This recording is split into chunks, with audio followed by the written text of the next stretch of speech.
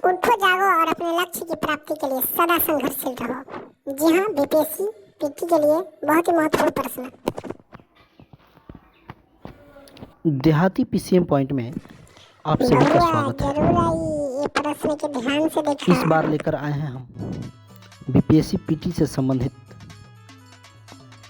महत्वपूर्ण प्रश्नों के संग्रह को लेकर। जी हाँ, इस वीडियो के माध्यम से हम लोग जानेंगे कि आधुनिक भारत का इतिहास कहाँ से प्रारंभ होता है और ये सभी महत्वपूर्ण प्रश्न बीपीएससी पीटी के लिए बहुत ही महत्वपूर्ण है। जी हाँ, बीपीएससी में पूछे जाने वाले आधुनिक भारत के इतिहास से 30 प्रश्नों में से निश्चित ही इस पार्ट में बहुत सारे प्रश्न रहेंगे। इस पार्ट का पहला क्वेश्चन है, आधुनिक भारत का इतिहास कब से प्रारंभ होता है? आधुनिक भारत का इतिहास कब से प्रारंभ होता है? तो इसका सही जवाब है यूरोपीय कंपनियों के आगमन के समय से। जी हाँ, आधुनिक भारत का इतिहास यूरोपीय कंपनियों के आगमन के समय से ही शुरू होता है। इस चैनल पे जो भी नए हैं कृपया इस चैनल को सब्सक्राइब करेंगे, शेयर करेंगे, लाइक करेंगे और कमेंट करेंगे। जी हाँ, बीपीएससी पीटी के लिए यह पार्ट जो है बहुत ही महत्वपूर्ण होने वाला है। आप सभी इस चैनल से जुड़े रहेंगे। किसी भी एग्ज़ाम के लिए ये जो आधुनिक भारत का इतिहास है पार्ट 1 भाग 1 बहुत ही महत्वपूर्ण है। आप सभी इस वीडियो को लाइक करेंगे, कमेंट करेंगे। दूसरा प्रश्न है, भारत के लिए नए समुद्री मार्ग की खोज किसने की? भारत के लिए नए समुद्री मार्ग की खोज किसने की? तो इसका सही जवाब है वास्को डी गामा ने। और इसका अगला प्रश्न है, वास्को डी गामा भारत कब पहुंचा?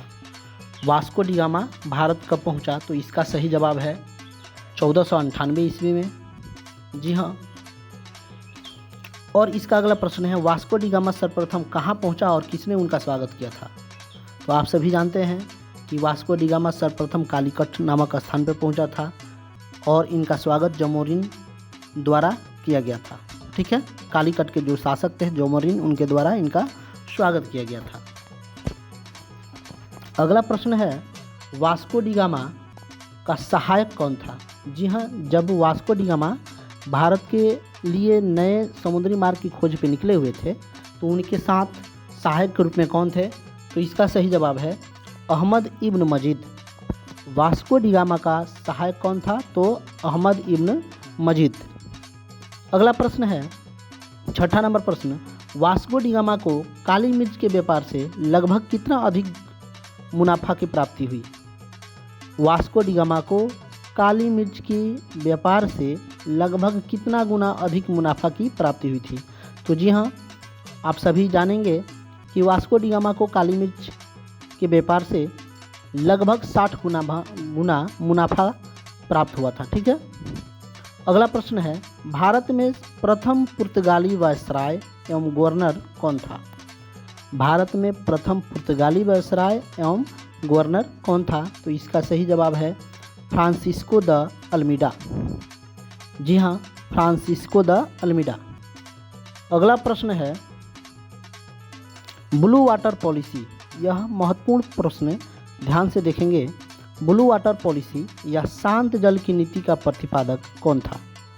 जी हाँ, ये जो 8 नंबर प्रश्न है, ब्लू वाटर पॉलिसी या शांत जल की नीति का प्रतिपादक कौन था? तो इसका सही जवाब हो जाएगा फ्रांसिस्को द अल्मीडा, जिन्होंने हिंद महासागर में अपने प्रभुत्व को स्थापित करने के लिए शांत जल की नीति या ब्लू वाटर पॉलिसी का प्रतिपादन किया था।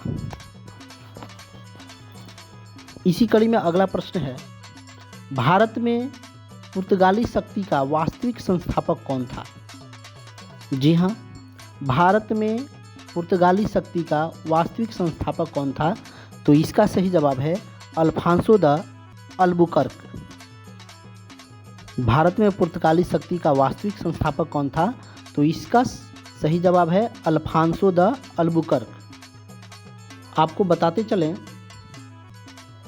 कि अल्फांसो द अल्बुकर्क जो थे वह भारत में पुर्तगाली शक्ति का वास्तविक संस्थापक माना जाता है। ठीक है, जो भी इस चैनल से नए जुड़े हैं कृपया आप मेरे चैनल को सब्सक्राइब करेंगे और इस सभी महत्वपूर्ण प्रश्नों को ध्यान से समझेंगे, सुनेंगे और ऐसे ही आप लोगों के लिए हम वीडियो लाते रहेंगे। अगला प्रश्न है मेरा, भारत में प्रथम यूरोपीय एवं पुर्तगाली दुर्ग का निर्माता कौन था?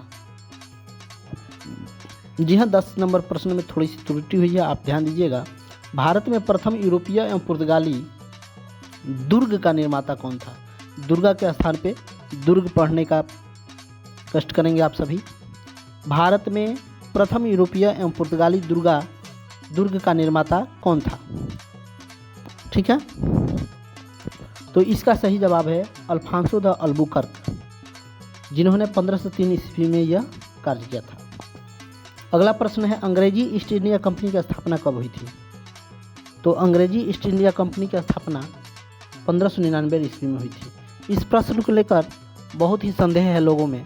कहीं कहीं आपको मिलेगा कि अंग्रेजी ईस्ट इंडिया कंपनी की स्थापना 1600 ईस्वी में हुई थी, परंतु वह गलत है, क्योंकि अंग्रेजी ईस्ट इंडिया कंपनी की स्थापना 1599 ईस्वी में हुई थी। और जो लोग कहते हैं कि 1600 ईस्वी में हुई थी, तो वे सभी जान लें कि अंग्रेजी ईस्ट इंडिया कंपनी की स्थापना जो है 1599 ईस्वी में ही हुई थी और 1600 ईस्वी में उन्हें व्यापार करने के लिए अनुमति दी गई थी। ठीक है, अगला प्रश्न है, अंग्रेजी ईस्ट इंडिया कंपनी की स्थापना किनके द्वारा किया गया था? अंग्रेजी ईस्ट इंडिया कंपनी की स्थापना किनके द्वारा किया गया था? तो इसका सही जवाब है इंग्लैंड में एक मर्चेंट एडवेंचर्स नामक दल के द्वारा। ठीक है, इंग्लैंड के एक मर्चेंट एडवेंचर्स नामक दल के द्वारा अंग्रेजी ईस्ट इंडिया कंपनी की स्थापना की गई थी।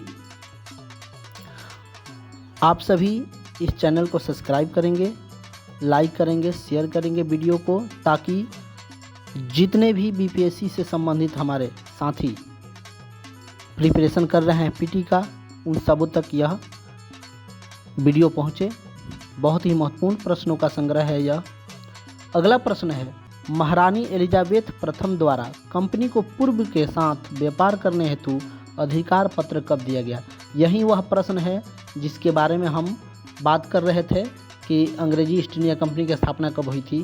तो अंग्रेजी ईस्ट इंडिया कंपनी की स्थापना 1599 में ही हुई थी, परंतु उसे महारानी एलिजाबेथ प्रथम द्वारा व्यापार करने का अधिकार पत्र 1600 ईस्वी में प्राप्त हुआ था। इसलिए कहीं कहीं आपको मिलेगा कि अंग्रेजी ईस्ट इंडिया कंपनी की स्थापना 1600 ईस्वी में हुई थी।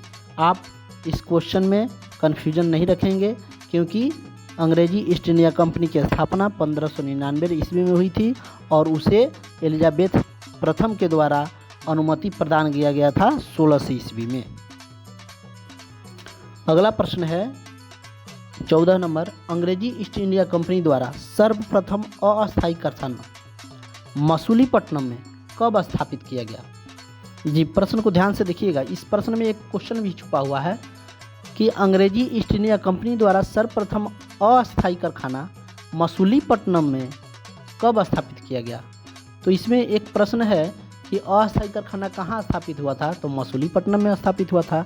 अब हमारा मेन प्रश्न है 14 नंबर कि अंग्रेजी ईस्ट इंडिया कंपनी द्वारा सर्वप्रथम अस्थायी कारखाना मसूलीपट्टनम में कब स्थापित किया गया? तो इसका सही जवाब है 1611 ईस्वी में मुगल शासक जहांगीर के समय में। जी हाँ, अगला प्रश्न है, अंग्रेजों का प्रथम अस्थायी कारखाना कब और कहाँ स्थापित हुआ? ठीक है, अंग्रेजों का जो प्रथम अस्थायी कारखाना था कब और कहाँ स्थापित हुआ? तो इसका सही जवाब है 1613 ईस्वी में सूरत में। जी हाँ, 1613 ईस्वी में सूरत में स्थापित हुआ था अंग्रेजों का प्रथम अस्थायी कारखाना। आइए अगले प्रश्न की तरफ बढ़ने से पहले एक बार फिर आप सबों से अनुरोध है, रिक्वेस्ट है, गुजारिश है कि मेरे चैनल को सब्सक्राइब करेंगे, वीडियो को लाइक करेंगे, शेयर करेंगे, उन सभी विद्यार्थियों तक पहुंचाएंगे जो इस क्वेश्चन के हकदार हैं। बीपीएससी पीटी से जुड़े हुए सभी विद्यार्थियों के पास यह प्रश्न जाना चाहिए ताकि उनका प्रिपरेशन बोल्ड हो सके। आइए अगले प्रश्नों की तरफ चलते हैं। फ्रेंच ईस्ट इंडिया कंपनी का मूल नाम क्या था? जी हाँ, फ्रेंच ईस्ट इंडिया कंपनी का मूल नाम क्या था? तो फ्रेंच ईस्ट इंडिया कंपनी का मूल नाम था कंपनी देश इन देश ओरिएंटलेस। कंपनी देश इन देश ओरिएंटलेस फ्रेंच ईस्ट इंडिया कंपनी का मूल नाम था। अगला प्रश्न है इसी फ्रेंच ईस्ट इंडिया कंपनी से संबंधित कि फ्रेंच ईस्ट इंडिया कंपनी की स्थापना कब हुई थी? तो फ्रेंच ईस्ट इंडिया कंपनी की स्थापना 1664 ईस्वी में हुई थी। फ्रेंच ईस्ट इंडिया कंपनी की स्थापना 1664 ईस्वी में हुई थी। अगला प्रश्न है फ्रेंच ईस्ट इंडिया कंपनी का संस्थापक कौन था? तो आप सभी जानेंगे कि फ्रेंच ईस्ट इंडिया कंपनी का संस्थापक कॉलवर्ट, जो लुई 14वें के मंत्री के रूप में थे, तो उन्होंने ही फ्रेंच ईस्ट इंडिया कंपनी की स्थापना किया था। अगला प्रश्न है प्रथम फ्रांसीसी व्यापारी कारखाने की स्थापना कहाँ और कब हुई? तो देखिए, फ्रांसीसियों ने जो स्थापना किया था वह 1668 ईस्वी में सूरत में ही किया था। ठीक है, प्रथम फ्रांसीसी व्यापारी कारखाने की स्थापना 1668 ईस्वी में सूरत में हुई थी। संकेत है एक कि दूसरी फ्रांसीसी कोठी मसूलीपट्टनम में 1669 ईस्वी में स्थापित हुई थी। प्रथम फ्रांसीसी व्यापारी कारखाने की स्थापना 1668 ईस्वी में सूरत में की गई थी और दूसरी फ्रांसीसी कोठी मसूलीपट्टनम में 1669 ईस्वी में स्थापित हुई थी। अगले प्रश्न की तरफ चलते हैं। अगला प्रश्न है हमारा, अंग्रेजी शासनकाल में अफीम उत्पादन हेतु प्रसिद्ध भारतीय राज्य कौन था? बहुत ही महत्वपूर्ण प्रश्न है। आप सभी इस भाग के प्रश्नों को ध्यान से समझेंगे क्योंकि यह वही प्रश्न है, यह वही प्रश्नों का संग्रह है जहां से आधुनिक भारत का इतिहास प्रारंभ होता है। तो हमारा 20 नंबर क्वेश्चन है, अंग्रेजी शासन काल में अफीम उत्पादन हेतु प्रसिद्ध भारतीय राज्य कौन था? तो इसका सही जवाब है बिहार। अगला प्रश्न है, हुगली को बंगाल की खाड़ी में, यानी कि हुगली जगह का जो नाम है कलकत्ता में जो पड़ता है हुगली, तो हुगली को बंगाल की खाड़ी में समुद्री लूटपाट के लिए अड्डे के रूप में प्रयोग करने वाली यूरोपीय शक्ति कौन थी? देखिएगा, इस प्रश्न के बारे में जानिएगा। मेरे बहुत सारे ऐसे प्रश्न हैं जिसमें कुछ और भी क्वेश्चन छुपे हुए हैं, तो उस क्वेश्चन को आप लोग ढूंढने का प्रयास कीजिएगा। हुगली को बंगाल की खाड़ी में समुद्री लूटपाट के लिए अड्डे के रूप में प्रयोग करने वाली यूरोपीय शक्ति कौन थी? तो इसका सही जवाब है पुर्तगाली, यानी कि पुर्तगाली लोग जो थे हुगली को लूटपाट के लिए अपना अड्डा बना के रखे थे। अगला प्रश्न है, यूरोपीय व्यापारिक कंपनियों के भारत आने का क्रम क्या है? यानी कि भारत में जितने भी यूरोपीय कंपनी आए हुए थे, कौन पहले आया कौन बाद में गया, इसी के बारे में पूछा जा रहा है यह 22 नंबर क्वेश्चन में। ठीक है, तो कह रहा है प्रश्न, यूरोपीय व्यापारिक कंपनियों के भारत आने का क्रम क्या है?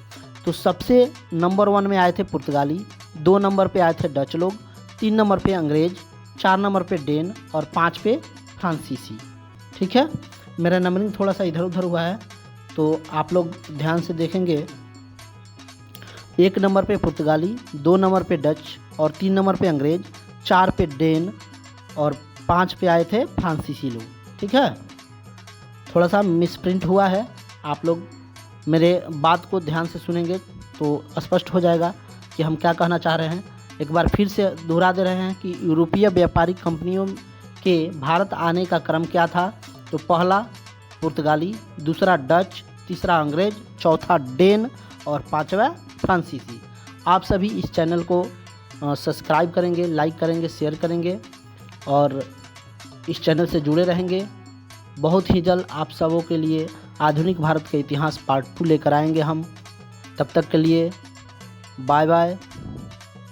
जय हिंद, जय भारत, जय बिहार, जय देहाती PCM पॉइंट। थैंक्स।